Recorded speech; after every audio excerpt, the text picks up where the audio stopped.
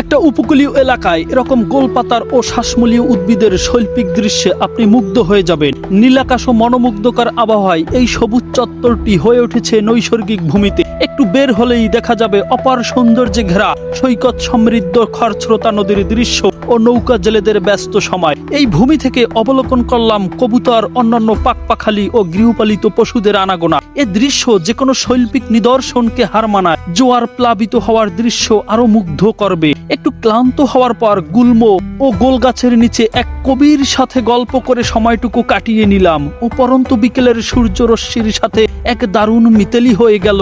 ও পাশেই রয়েছে এক বিস্তীর্ণ হোগল পাতার বন, যেখানে রাতে শেয়াল বাহিনীর জমজমাট আড্ডা বসে। প্রতিটি চিত্র ও রূপময় বৈচিত্র্য দেখে আপনি অবাক পানে সৌন্দর্যে বিমোহিত হবেন। এখানে আসলে কাশ্মীরি উপত্যকার রোমাঞ্চকর অনুভূতি পাবেন। দুদিকে উপকূলীয় উদ্ভিদ, মাঝখানে চারণভূমি, এ যেন এক স্বপ্ন ছোঁয়া দৃশ্য। পাশেই রয়েছে ছোট একটি টিলা, যেখান থেকে আপনি নদীর মনোমুগ্ধকর দৃশ্য পুরোপুরি অবলোকন করতে পারবেন। সূর্য ফুরিয়ে আসছে ও এই ভূমির দৃশ্য পাল্টে যাচ্ছে। দ্রুত হেঁটে হেঁটে দৃশ্য ধারণ করার চেষ্টা করলাম। যতই গভীরে ঢুকছি ততই বিমোহিত হচ্ছি।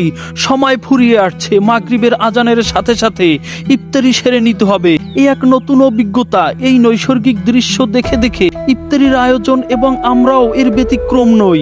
এখন বিভিন্ন প্রান্ত থেকে আসা পর্যটকরাও ইফতারি আয়োজনে ব্যস্ত হয়ে পড়ছেন। একদম নদীর কিনারায় আমাদের বন্ধু মহল ও সম্মানিত গুণী শিক্ষকদের উদ্যোগে আয়োজন করা হয়েছে ইফতার পার্টি। দেখতে পাচ্ছেন কেউ মেধা মনন স্মার্টফোন নিয়ে ও বাকি অংশে ইফতার প্রস্তুতে ব্যস্ত।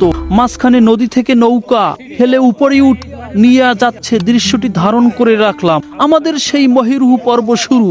একটু পরেই আজান দিবে। পূর্ব মুহূর্তে আমরা বন্টনে ব্যস্ত হয়ে পড়লাম। এই আয়োজন যেমন আনন্দের ছিল, তেমনি ভ্রাতৃত্ব, বন্ধু ও সহকর্মী প্রেম আরো এক ধাপ এগিয়ে গেল।